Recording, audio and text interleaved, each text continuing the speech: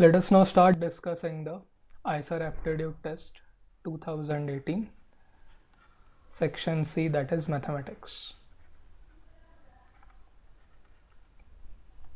Now, as it was in 17, even the 2018 question paper had 15 questions from mathematics, and I have made a list of the topics from which the MCQs were asked. Okay, so if you go to 31, then it was based on complex numbers and Argand diagrams.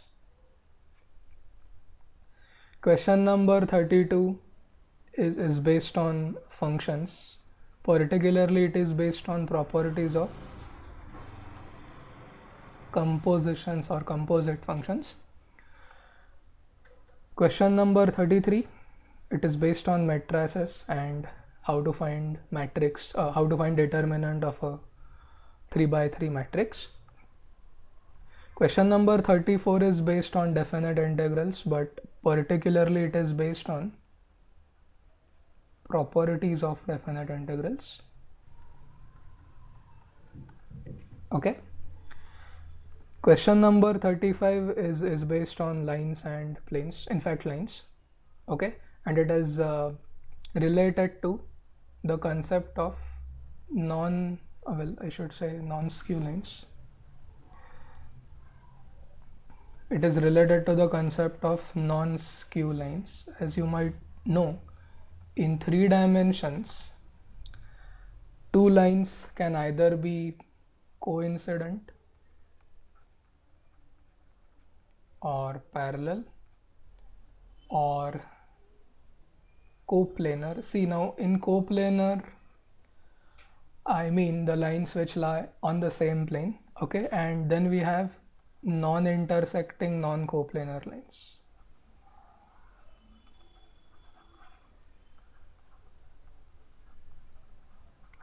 Okay, and such lines are known as skew lines. But in 3 dimensions, we can also have 2 lines intersecting each other, and we call them as non-skew lines. Question number 36 is again based on matrices. So there are certain conditions given, such as sum of all elements in a row is so and so, sum of all elements in a column is so and so, all entries are non-negative integers, and so on, and you have to identify the number of such possible number of such matrices. Question number 37 is based on principle of mathematical induction. So this topic was there in the binomial theorem in the 11th standard. Question number 38, very easy, based on applications of derivatives. Slope of tangent is dy by dx, that part. Questions 39 and 40 are again based on functions. Okay. Question number 41 based on probability. Now this is not probability distribution question. Okay, simple probability question based on your 11th standard syllabus, where you studied various theorems related to probability as well. But in this one, we are not going to use theorems. We are just using the basic definition of probability and complementary events, or the fact that sum of probabilities of an event and its complement is always equal to 1. Again, question number 42 based on functions. Question number 43 is based on geometric mean of 2 numbers. Question number 44 is based on limits. Particularly, it is on limits at infinity. Okay, so if you know how to deal with such problems, then you can easily solve this particular question. And of course, you should also know functions. So in 44, there are 2 functions. The first one is, I guess, x squared plus 1 minus x or plus x, and the second one is a composite function involving sign, and again you have e raised to something, 1 minus x or something. So you should know the behaviors of these functions, only then you can find their limits. Okay, there is very little chance that you can actually apply the L'Hospital's rule there. Question number 45 is based on conics, but more importantly, it is based on the property of tangents. And that property is this: if you take any conic, let's say circle, ellipse, parabola or hyperbola, okay, I'm particularly talking about parabola now. So that property of tangents is that if you draw the parabola, then the tangent at one point no longer intersects the curve, okay, anywhere else. There might be some curves where tangent drawn at a point may meet the curve once again. Let's say the curve is this, okay, let's say this is the curve. So the tangent at this point, it so happens that it again intersects the curve, but at this point it is not a tangent, okay. So the intersection of the tangent T and the curve C consists of 2 points. Okay, so this question asks, when is that a singleton set? So instead of 2 points, can we have, or when can we have only 1 point to be the intersection of these two set of points or sets of points? Okay, so these were the 15 questions asked in the 2018 edition of the IISER Aptitude Test. And what I found out is this paper is slightly difficult than the 2017. Okay, but anyways, it is my personal opinion. You may find it easier than 2017. It depends. Now let us start discussing the questions. Question number 31. Let Z be a given complex number with modulus of Z less than 1. Okay. Then the set Z minus W upon 1 minus Z bar into W such that mod of W is 1, so it is unimodular, and W belongs to the set of complex numbers, is a straight line, a hyperbola, a parabola, or a circle. Okay. Now you have to read the problem carefully because they have just said the set. Usually when such problems are asked, they give this is equal to something, okay, but in this case nothing of that sort has been given. So what you have is an expression containing Z and W, okay, and out of these two complex numbers, W is a variable complex number lying on the unit circle, okay, and Z is a complex number, given complex number. Now that is important. This word given is extremely important because I have made use of this fact in the solution. So let Z be any given complex number with modulus mod of Z less than 1. Okay. Now what I did is this. I called this complex number Z minus W upon 1 minus Z bar into W to be P. Okay. And then because they are saying let Z be a given complex number, given means you can now take any complex number, okay. So I made a convenient choice of that particular complex number, okay, because it is a given complex number, irrespective of Z, as long as it satisfies this condition that mod of Z is less than 1, it is going to work, okay. So, and they have also not said that it is non-zero, so why not take Z equal to 0 and see what happens. So if we assume that Z is 0, then P suddenly becomes minus W, okay. In this expression Z is 0, so its complex conjugate Z bar will also be 0 because 0 is essentially 0 plus 0i, so its complex conjugate will be 0 minus 0i, okay. So what will P be now? 0 minus W upon 1 minus 0 into W, 0 into W 0, so the denominator will be 1 and P will now be equal to minus W, okay. So now P no longer depends on Z, but it simply depends on W.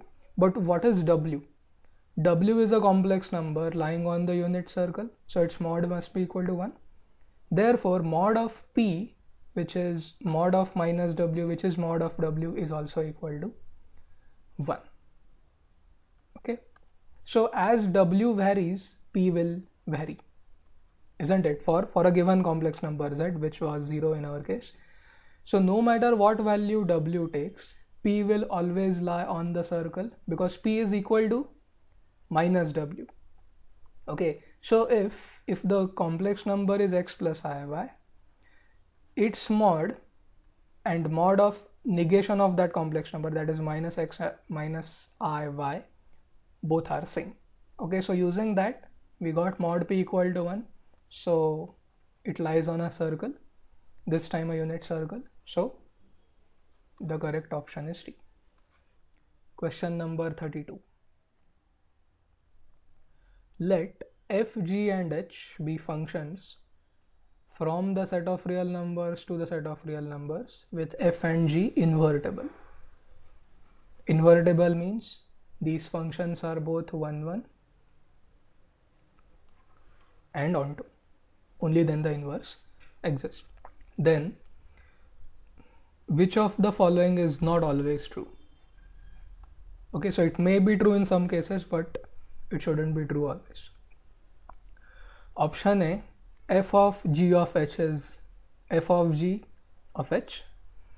Option B, f of g inverse is g inverse of f inverse. Option C, f of g plus h is f of g plus f of h. And option D, f into g of h is equal to f of h into g of h.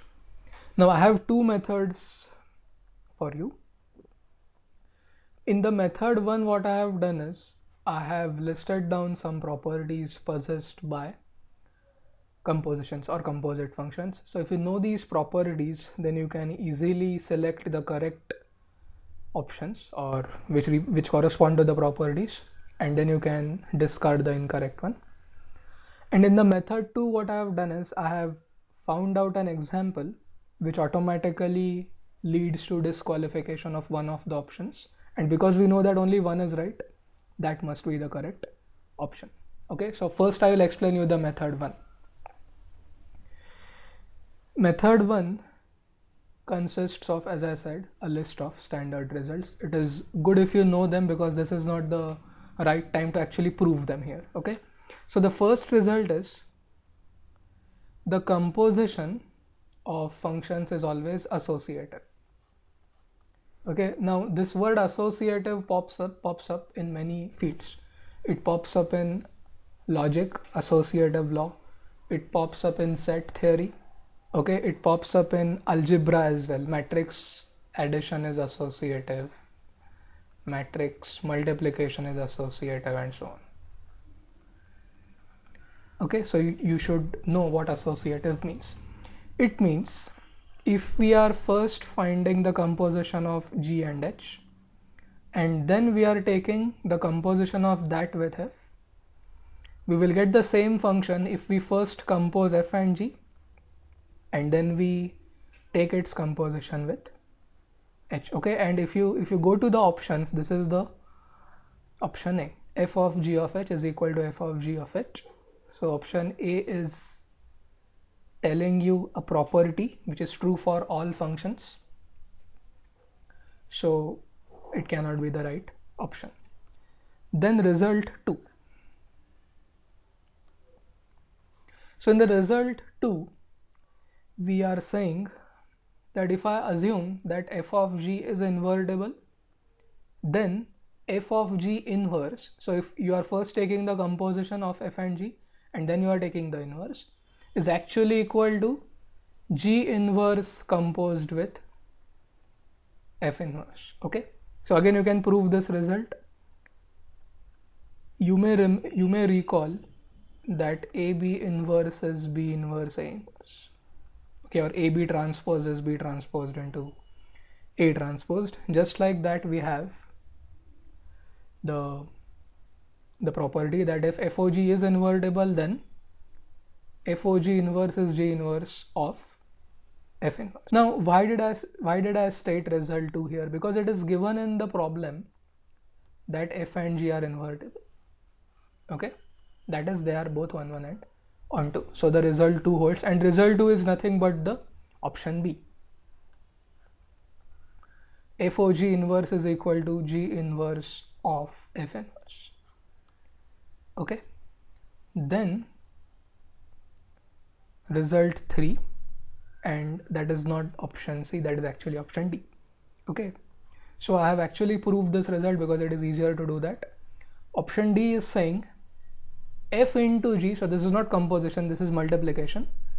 You can see that dot here and here.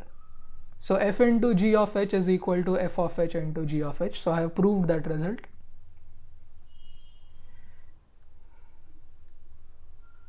F into g is f of x into g of x, no doubt. So f into g of h will be f of h of x into g of h of x, right? So wherever we have x, we write h of x in composing. So what is f of h of x? Is it not f of h? It is. What is g of h of x? Is it not g of h? Yes, which means if you are applying the product on a function, or if you are composing a function in such a way that the first one is product of f and g, it is as good as composing the functions individually and then taking the product. So this is what we have in option D.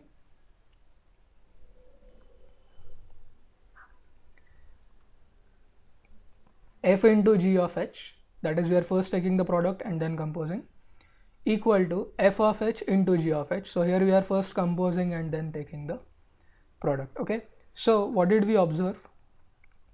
We observed that options A, B and D, these are properties possessed by composite functions, okay, which are always true, which means C must be the right option. F of g plus h is equal to f of g plus f of h. Okay, so we will now go to method 2, which is more convincing than method 1. Well, I'm not saying that method 1 is incorrect, but in method 1 you need to know a lot of properties or results. So in method 2, I have taken 3 different functions so that we could prove that it is not the right property, or it is not a property possessed by all functions. Now you need to pick f of x and g of x carefully, okay, because you want them to be invertible as per the problem. So you cannot come up with non-invertible functions and say that this is wrong. Okay, you have to stick to what's given in the problem.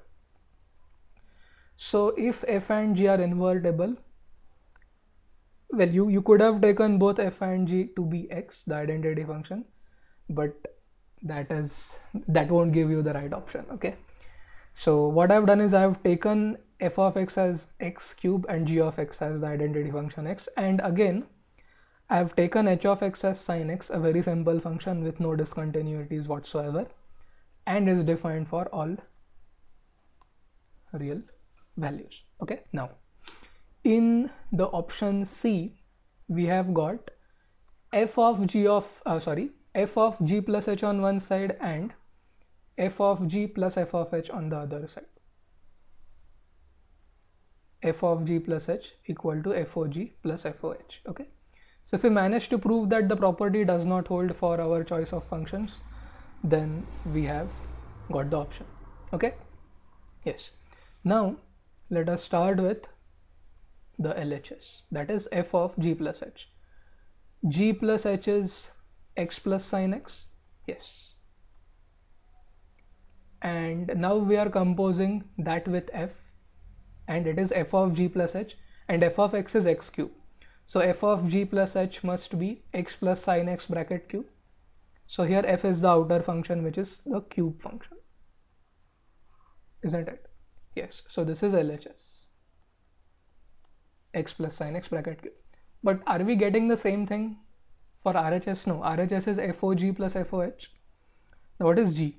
G is x, so f of g must be x cubed. Okay, G being identity function. And what is FOH? H is sin x, so FOH will be sin cubed x, correct? Because f of x is x cubed. So is x plus sin x raised to 3 always equal to x cubed plus sin cube x? No, we know that it is not, right? You can come up with any counter example. Okay, you know that now this is never going to be identical, at least for not for all values of x, because if you expand x plus sin x raised to 3, it will be x cube plus sin cube x, but you will also have few additional terms, right, which will be 3x squared sin x plus 3x sin squared x. Okay, and these are not 0 for all values of x. These will be 0 only when you have x as integral multiple of pi. Alright, so we have proved that this is not always equal to the right hand side. Hence it is not always true, as the problem is asking us to find. Not always true, so it must be option C. Now the problem with method 2 is you need to come up with the correct incorrect property. Okay, so it requires you to know the theory of functions in a thorough manner. Okay, otherwise you have to remember all of these results.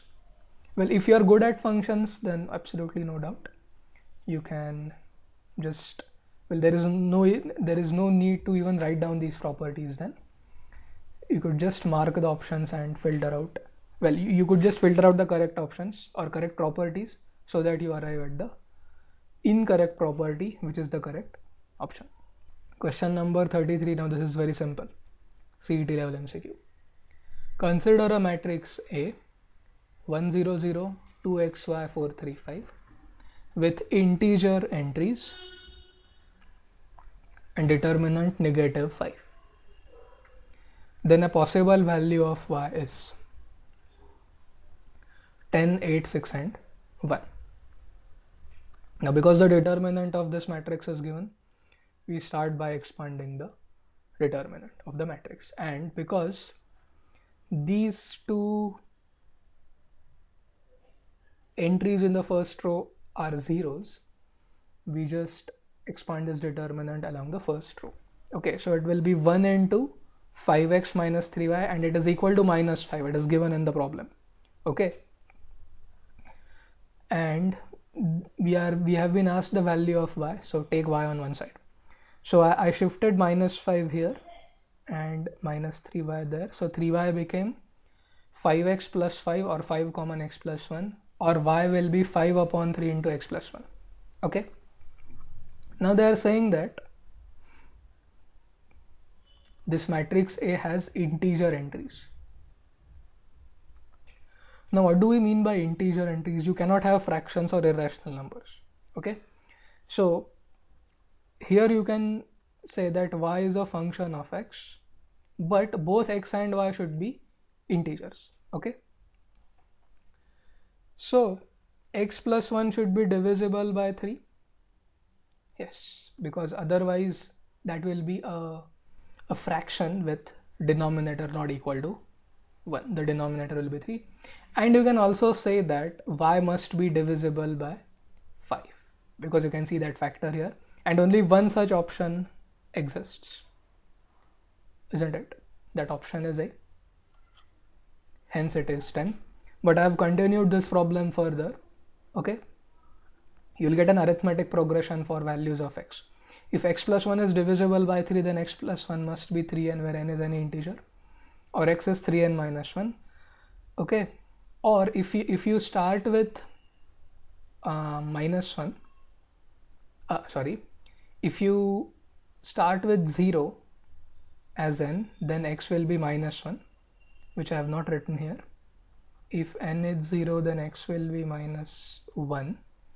See, in that case, if x is minus 1, y becomes 0, but 0 is not one of the options. Okay, so if there had been an option like 0, then you would have gone for it, and that would have been a very straightforward problem, right? because if y were 0, okay, then it would have been a lower triangular matrix, okay, and in such matrices we just take the product of the diagonal elements, which is -5, so x must be -1. Okay, so that's not what the problem is saying. So we'll take the next value of n, that is n equal to 1. Okay, so then x becomes 2. If you put it there, then y is 5, but again that value is not there in the options, so you look for the next value of n, that is n equal to 2. 3 into 2 6, 6 minus 1 5. If you put 5 here as x, 5 plus 1 6, 6 upon 3 2, 2 into 5 10, and 10 is there in the options, so it is option A. Now there are infinitely many values of y, okay, although they have not asked us to find all possible values of y, we can do that now. If x is 3n minus 1, okay, then y will be 5 by 3 times 3n, because it is x plus 1, or y will be any integral multiple of 5. So this is the general expression for y, and then the determinant will always be -5. Okay, so that is 33. Let's go to 34. Question number 34. The definite integral of 1 plus root of mod x into sine squared x plus sine x upon 1 plus root of mod of x with respect to x as x goes from minus pi by 2 to plus pi by 2 is equal to 2 pi, pi by 2, pi, and 0. Okay, now as I said earlier, this particular problem is based on properties of definite integrals. Okay, and if you read the limits, even then it becomes clear, or at least it is suggesting you something, that you need to look for the even and odd functions in the integrand. Okay, in the very first step, what I have done is I have split the numerator there.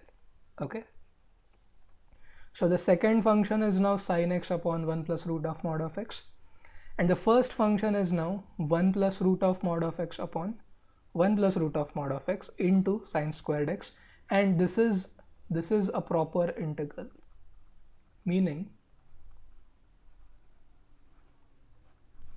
the function does not possess any discontinuity in the interval of integration. If it possesses discontinuity, then we call those integrals as improper integrals, as you might be knowing.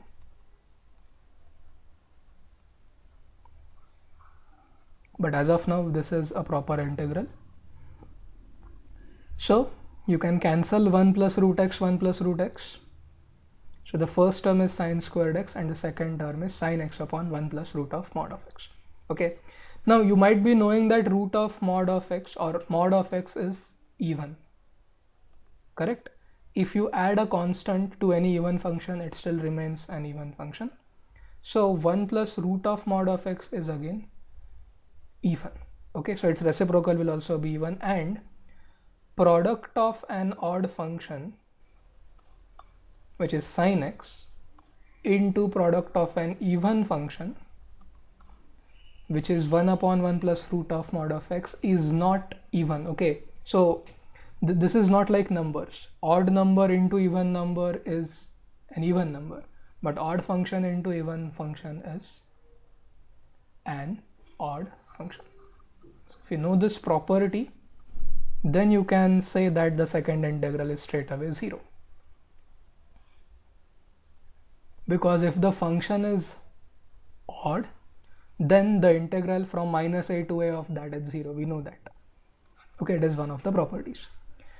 And then what can we say about sine squared x? Although sine x is even, although sine x is odd, sine squared x is even.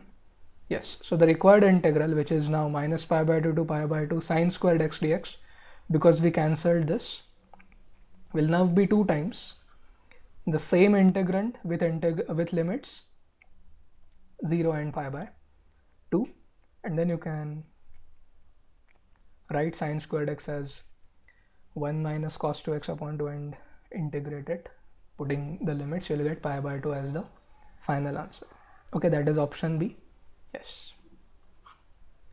Now what I want you to tell you about this problem is, there is this integral 0 to pi by 2 sine squared x dx making its appearance. Okay. Now there exist formulas which we call reduction formulas, wherein you can come up with an expression for 0 to pi by 2 sine x raised to n dx, where n is any natural number. Okay, so we call these integrals by in. So what we have here is I2, because we have the second power of sine x. So these formulas have been named after Wallis, okay, a mathematician. So according to this formula, if we are to find in, then it is actually n minus 1 upon n in minus 2. So this formula is applicable obviously for n greater than or equal to 3, because for n equal to 1 and 0, in minus 2 becomes, well, I minus 1 and I minus 2, but we don't want that. So this formula is applicable only when n is greater than 3 or equal to 3. Okay, for example, if we were to find I5, okay, then it is 0 to pi by 2 fifth power of sine x. Yes, now this is quite a big task now. Okay, you have to now reduce this power and come up with multiples of sine, but using the Wallis formula, I5 becomes 5 minus 1 upon 5 into I3.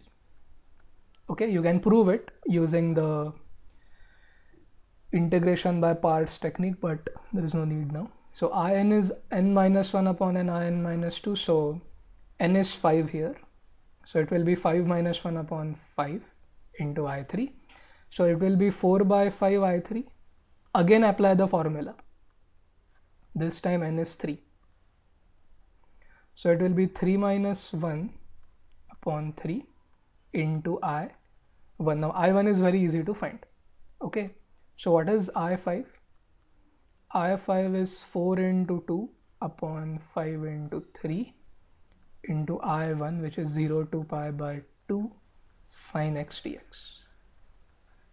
And how much is that? That is 1. Okay, so this integral's value is now 8 upon 15. Okay, now this also applies to cos, right? Because sine of pi by 2 minus x is cos x. Again, property of definite integral. So even the value of cos raised to 5x dx from 0 to pi by 2, this integral will be 8 upon 15. Okay, so you need to know I1 and I2. I1 is 1 and you can find I2, it is pi by 4. So if you know these values, you can easily solve such problems. And even you can see it here, I have not evaluated sine squared x as integral, okay, the indefinite integral. I have directly written it as pi by 4 because I knew it. Okay, this 2 is not part of the formula, it is part of the problem. The other thing is, which I want to tell you, the Wallis formulas work only when the limits are 0 and pi by 2. If the limits are different, then these formulas get modified, but usually the problems are set in such a way that you only have 0 to pi by 2. In the recent revision of your syllabus, these formulas have been included, but prior to this batch, these formulas were not part of your 12th standard curriculum, calculus curriculum. Okay, so please keep those formulas in mind. You may be required to use them. If you know them, then you will have an upper edge over other candidates.